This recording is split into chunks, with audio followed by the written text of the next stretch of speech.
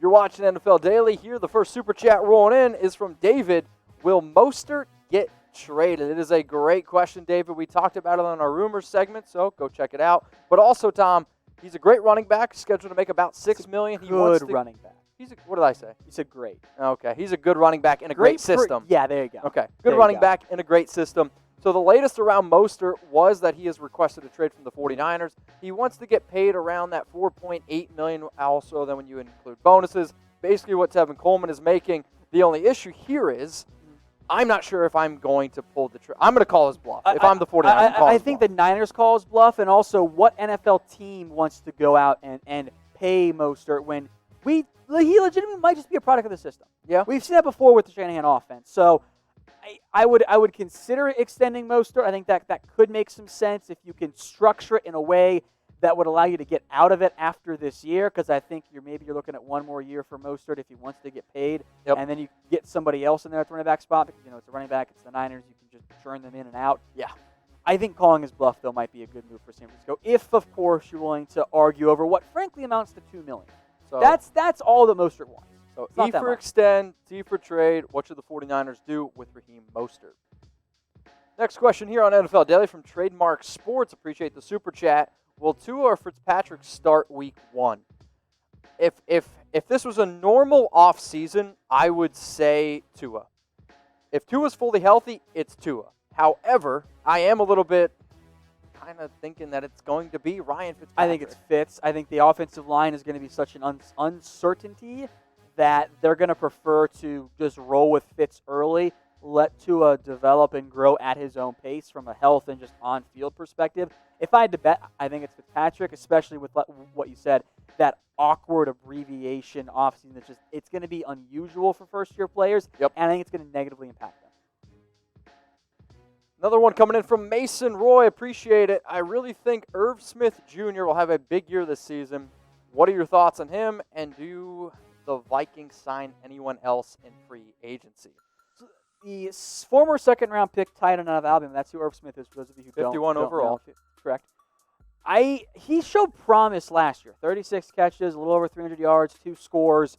I wonder if in an offense that's still probably going to heavily use tight ends and 2 tight ends, I wonder if by the end of the year you see Irv Smith has usurped Kyle Rudolph as tight end 1 for Minnesota. And I think he should. It has nothing. And I think Kyle Rudolph, we've seen that little bit of a decline, and I actually liked Irv Smith a lot, and I think you are going to see an uptick in targets, but it is really going to come down to who can actually, I think, block better and who can come up more clutch in the red zone. Irv can be a good blocker, I think. Yeah, I hope so. But we'll see also how this offense looks, maybe without Dalvin Cook and without Stephon Diggs. As for free agency, maybe they go and get another edge guy, but I think Minnesota's pretty much set right now. Maybe if someone struggles in camp, they could revisit that plan. So you like 100% free videos for the next 365 days? If that sounds good to you, I want you to subscribe to Chat Sports right now. So we do live shows, we do rumors, we do all sorts of videos. But, we get asked all the time, why should you subscribe to Chat Sports? Besides the fact that Tom and I are half-decent people, we try to think of an idea of what would make you guys subscribe and why you should. So it doesn't cost a penny, right? Tom and I, we're not holding out. It's 100% free. We are YouTube's I did most... to at one point. Oh, yeah? Yeah. That's true. It was, 50K subs on the Cowboys? We did it. Yeah, we did it. YouTube's most interactive channel. So I see Rashard Lee, and Rizzy, King Higgins, all these people watching us live. We're interacting with you. Non-stop NFL coverage. We don't get any days off. Live shows and watch parties, which will be a lot of fun during the regular season. And also, come on, it'd be cooler if you did. Let's go to Kevin Otto now. Biggest winners and losers of the 2020 NFL offseason. Biggest losers the entire NFL right now. Yeah, sports are the losers. Sports have lost. Winners for me, I'm going to go with the Arizona Cardinals. Good pick. And then losers, either the Rams I or don't like the what Texans. The Rams did. I still, on principle, the DeAndre Hopkins trade, I must include Houston. Okay. Sorry. All right, next one's from King Tut. What's up, dude? What do you think is Dak's asking price after Mahomes? I don't really know if it changed. Like, do you really think it changed that much? Tell you what. Because you can't look at Mahomes' deal and think, like, that's the norm, because it's not the norm. Tell you what, King Tut, I'm about to put the full video in the comments for you right now. It's on our Cowboys channel. There is an impact because the Mahomes deal is 10 years with the way it's structured, Okay. I think it probably raises the floor a little bit. I don't really think the ceiling gets adjusted that much. I think maybe you're talking a max of $2 million per year, which is like the 5th time I've said that around Dak Prescott because the Cowboys messed this whole thing up.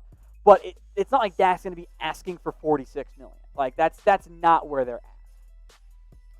Next question from Robert. Get a picture. Chris Jones trade incoming. So Chris Jones is threatened to hold out if he doesn't get the deal that he wants. And personally, 26-year-old, one of the best defensive tackles in the National Football League. And I would even make the argument maybe more important than a guy like a Yannick Ngakoue. So I agree. For Chris Jones. Interior pressure for life. You think he gets traded? The way that this Mahomes deal is structured, it is backloaded. There's flexibility at the start of the contract. The cap hit impact for Mahomes this year went up by $500,000. Okay. That is it.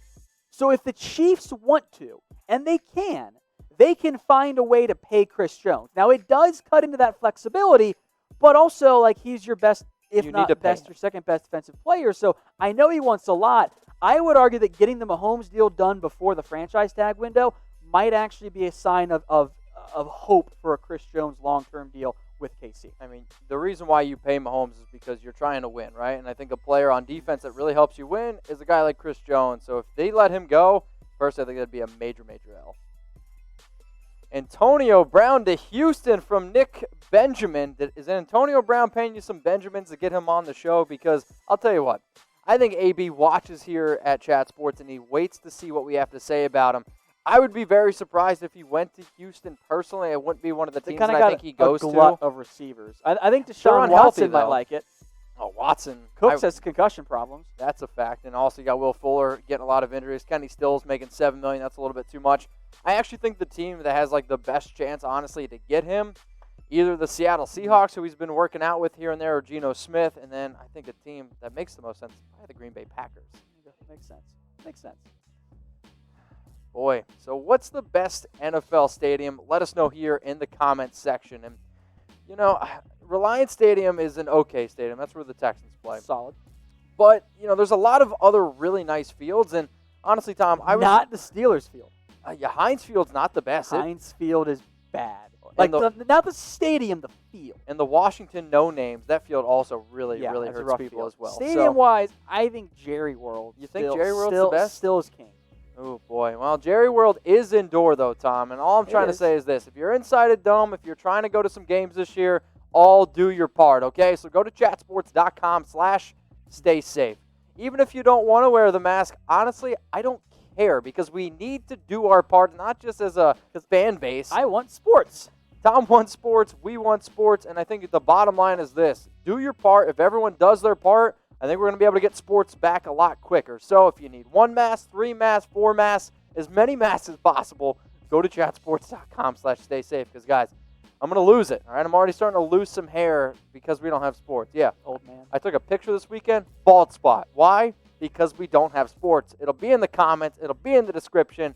If I don't have sports, I'll be bald, I'm going to guess, by week 2. All right, let's go to the next question here. We got it from Jalen. What's up, man? Your top 5 defenses in the AFC and your top 5 defenses in the NFC. So I'm not going to go in order here. Yeah, I'm just that's going to a list 5. I'll start with the AFC. I'm going to put the Patriots in there. Absolutely. I'm going to put the Ravens in there. The Bills. I'm going to put the Bills, the Steelers, and Denver. Denver could be in there. Denver. Chargers, Denver if healthy. Chargers is healthy. Okay. NFC. Niners. Absolutely. I am adamant that the Bears are in there. Saints. I like Saints because of Malcolm Jenkins. You can talk me into the Saints. Okay. I'm going to demand that the Bucs go in there, though. The Bucs, really? The Bucs go in there, and Really? I might. They were held back by a turnover-prone offense. You ignore the turnovers part. They were pretty damn good last year. I would have put Vikings in here, but they've lost so much. many. I'm going to pull them off. Can I talk you into Packers? No. No? Okay, then we got to pick a different team in there. How about the Browns? NFC, dude. Oh my God, I'm losing Yeah, it. failure. Can I talk Eagles? Do you just want to go Eagles in there with Slay now? Okay. All right, we'll do Eagles. All right. That 5th spot's wide open. All right, the fifth spot is wide open. It's not the Vikings anymore. I don't think it's the Rams with some of their losses. I don't think it's Seattle. It's not the Falcons. It's not the Cowboys. It's kind of ugly. After that, there's a clear-cut top four, and then things get a little bit dicey. Let's go to Sir Meeps a lot. Dalvin Cook and a third-round pick for Raheem Mostert and a second-round pick. Who says no? Cook and a third for Raheem and a second. I think the Vikings say no. It's that is a unique offer. I don't think trading down. I don't think the Vikings get enough back. I don't think either side does it. I don't think the 49ers are going to pay Dalvin Cook, $10+ million. I mean, if I'm Kyle Shanahan, there's no way that I'm paying a running back plus $10 million. So I think both sides say no. It is an interesting idea. Cook would kill it in San Francisco. Oh my God! Well, he'd have to stay healthy. He'd be so good. That running style and that offense is literally the perfect fit for a player like Dalvin Cook. So it'd be fun, and if it happens, hey, draft him probably top 5 in fantasy because Dalvin Cook would absolutely kill it. So Sir Meeps a lot. Where are you watching from right now? Where is everyone watching from right now? We told you a little bit earlier on the show we're the most interactive YouTube channel, and we're about to prove that here. So if you want a shout-out on our live show, I want you to start shouting out your city. Adrian Alonso's from L.A. I got a New Jersey from America's Team. All Things Mavs from Dallas. Nato Yaman from San Francisco. Beijing Bonjour from Marty M.F. Williams. Elizabeth is from Bakersfield. We got Nick Benjamin from Houston. Nate Frazier from Jacksonville. What's going on? Continue to shout out your cities, and hopefully y'all are staying safe. Go to chatsports.com/stay safe. All Things Mav, which NBA player would you give Patrick Mahomes' contract to? It's an interesting question. What is this, a crossover episode? This is an interesting question. I have two answers here, and I think they should be obvious answers.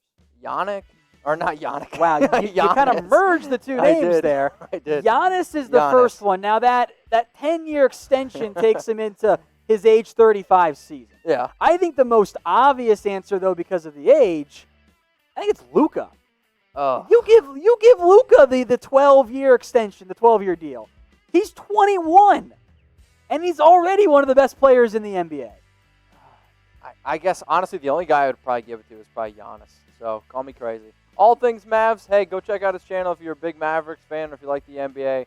Go check it out. He's All Things Mavs.